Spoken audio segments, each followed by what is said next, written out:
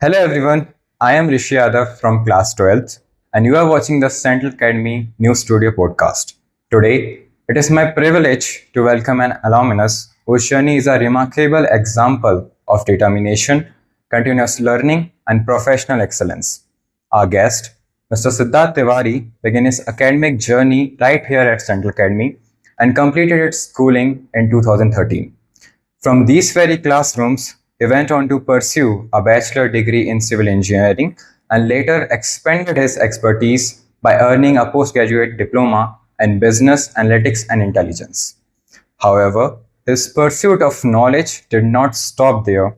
Driven by a passion for leadership, strategy, and innovation, he went on to earn an MBA in leadership and strategy from Liverpool John Morris University, creating a unique blend of technical expertise, analytical thinking, and business leadership. So, on behalf of Central Academy, our teachers, students, and alumni community, we are truly honored to have you with us today. Thank you. And welcome to the podcast. Thank you so much. So, from being a student at Central Academy to building a successful career with globally recognized organizations, your journey has been truly inspiring. I'm sure our students, teachers, and viewers are eager to hear your story and learn from your experiences. So, without further ado, let's begin our conversation. And with that, I'm going to ask you the first question. So, when you look back at your days at Central Academy, what is the very first memory that comes to your mind? I think Central Academy has been a very nostalgic place for me because for everybody, just like for everybody, school is full of memories, is full of learning, full of mischief as well. Central Academy holds a very special place in my heart. One of the reasons for this is this has been my only schooling institution. I've never had any other schools in my life. So right from the beginning, I started with Central Academy. I finished my schooling with Central Academy. So the memories that I have from here are full of good times. I had brilliant teachers. They were awesome in what they did. I had a privilege of learning from the very best. I was a very notorious kid as well. So a lot of these classrooms here have a lot of memories of my mischief. And apart from that, the basic foundation. So just to summarize it, I would say Central Academy is a special place. Central Academy has been the temple of learning for me. Awesome students, awesome teachers, brilliant curriculum, and I owe a lot to Central Academy, to be honest. Thank you for sharing your insight with us. Now, moving on to the second question. You began your academic journey in civil engineering, but today you are working in the technology and consulting industry. So, what inspired this transition and how challenging was it? So when I began my engineering in 2013, there was a very extreme boom of civil engineering at that time. Infrastructural changes were happening in the industry. So I had a chance to get into civil engineering due to that boom. When I was deep into my journey of engineering, second year, third year, I realized there is more to my calling. There is more to what I need to do in life. The initial stages were challenging because I was trying to figure out what is exactly that I want to do, because most of the students in college are not aware of what their eventual destination is going to be. Right when I was in third year, I started thinking that maybe something in strategy, maybe something in advisory, maybe something in more critical analytical thinking is what my calling is. Because I have been a very vocal student as I grew up. I was very active with all the curriculum activities, and I thought maybe something which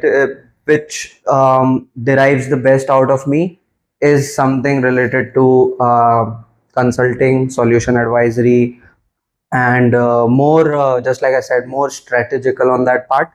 Hence, I transitioned into technical consulting. I transitioned into analytics. I transitioned into a more leadership, more responsible roles, and that is when I transitioned.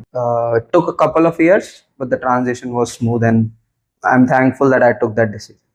It's fascinating to hear the thought process behind your achievements. Now, keeping that theme in mind, we are going to ask you another question. So I would like to ask, many students believe that their first academic choice determine what their entire future will be. and your journey suggests otherwise, what message would you like to share with students who are still exploring their interest?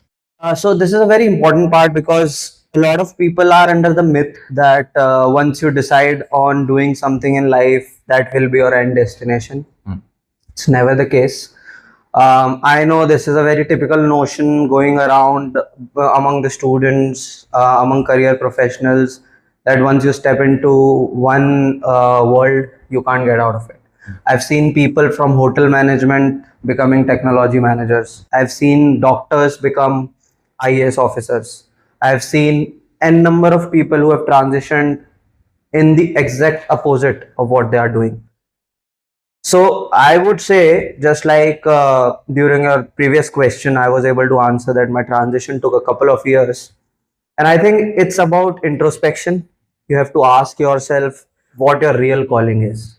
And are you happy in what you are doing? I know it takes a lot of courage to transition into something that you're not doing for the past 3, 4, or 5 years. When you started your career, you were thinking maybe this is it. You want to do this for the rest of your life. But I believe sometimes during the journey you realize that no, this is not what I want to do for the rest of my life. Takes a lot of courage, takes a lot of critical thinking, takes a lot of introspection, and a lot of questioning to yourself. But it's not like you can't change things. It's not like you can't transition. You have to sit with yourself, and I literally encourage people to be happy in what they're doing. I know it's very cliche, it's very age old saying that you have to be happy in what you do. No, it's just a job. You don't have to be happy. You're doing a job. No, it will tire you down. It will drain you if you're not happy with what you are doing. So initially, if you're not able to decide that something that I'm going to do is going to be something that makes me happy, you have to transition. You have to make that call. You have to be courageous. You have to be determined. You have to ask a lot of questions for that matter. You have to ask a lot of questions uh, to yourself. And it's a bitter truth. Nobody else will have those answers. You have to have those answers. Sure. And you have to sit with yourself, ask questions, get answers, and action upon it. So transition is very much a possibility. Do not believe the myth that you can't transition. You absolutely can. You ought to answer to yourself. So I'm sure many students facing similar challenges will find this encouraging. And now moving on to next question. Looking back on your journey, which skill has contributed the most to your success? I don't think there is one particular skill that has contributed to my success. I believe it's a mix of a lot of things.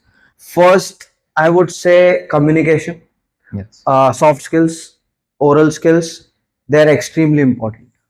I know Jhalani sir has been very vocal about it. Since I was a student, he used to get into the classes and he used to ask students to only converse in English. Yes. I'm not saying English is a medium to talk. It's a language just like Hindi. You can converse in Hindi as well if you're comfortable.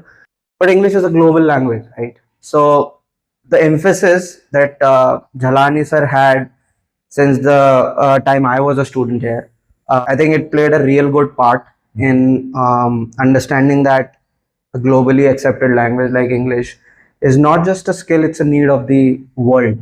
Yes. So you have to understand that being good at communication. See, there's one thing. You know something, but you can't express it. True. You can't tell me about it. You feel something, but you can't tell me about it, or you can't tell a room full of people about it. It's a waste, right? So communication is important to channelize your thoughts, not just to me, but to other people as well. So communication is always going to be my numero uno, number one on my list. And I think the second skill that I would mention here is to be a go-getter. So if I put my head around something, if I think about something like, okay, I need to do this, I will prioritize it. So prioritizing things is going to be a very important skill or a habit, whatever you may call it. You need to understand first things first, right? You have to understand what comes in the packing order, what is first, what is second, what is third. So you have to be very critical of that. So I think these two skills and staying motivated. And moving on to the next question. In an era shaped by artificial intelligence and rapid technological advancement, what skill should students focus on developing relevant and successful in their future?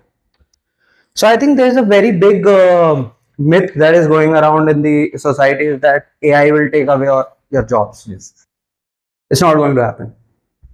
AI, if anything, will improve your resume. So you don't need to fear AI, you need to learn AI. AI is one of the best things in the past 50, 75, 100 years of technological revolution. In today's world, there are agents, AI agents. That is one thing that everybody should be learning because agents are the future. You do interactions with your internet or your system. So basically, just to put it very simply, agents are basically, I won't say human replacement, but they are human like. You can talk to them.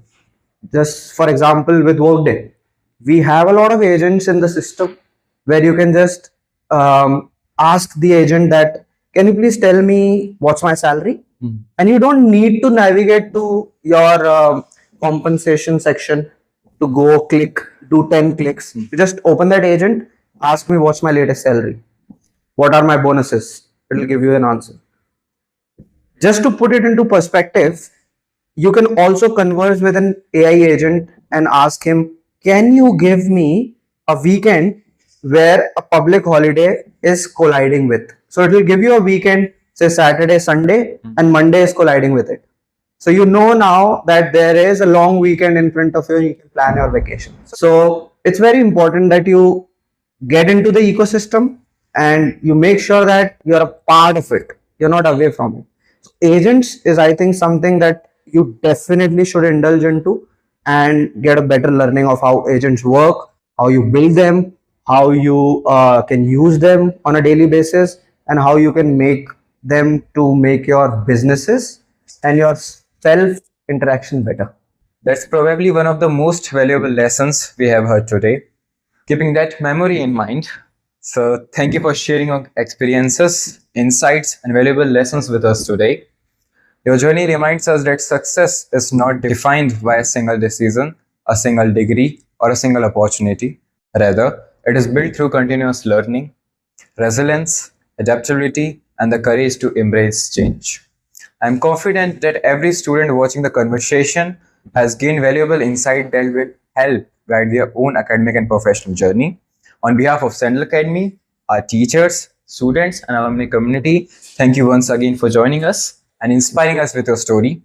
We wish you continued success and look forward to witnessing the positive impact you will create in the years ahead. Thank you so much. Thank you for watching, and we will see you in the next episode of the Central Academy News Studio podcast.